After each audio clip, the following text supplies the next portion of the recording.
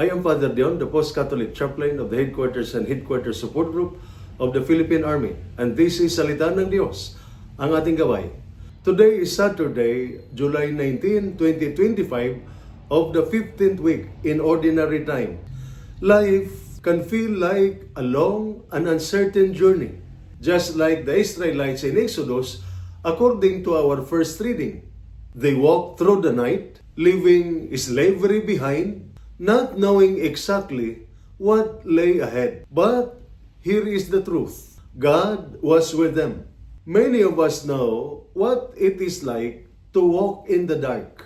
Whether you are a soldier far from home, a parent carrying hidden worries, or someone struggling silently. But just like in Exodus, God is walking with us even in the dark.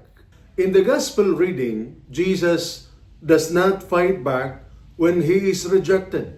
Instead, he chooses peace, healing, and mercy. True strength is not loud and forceful. It is gentle, compassionate, and steady.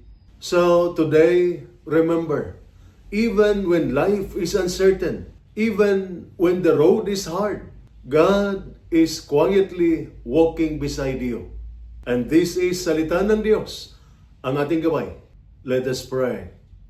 Lord, when we feel tired and lost, remind us that you walk with us, gently, patiently, and faithfully. Help us to walk in mercy and strength, just like Jesus. Amen. And may the Almighty God bless you and your family, the Father, the Son, and the Holy Spirit. Amen.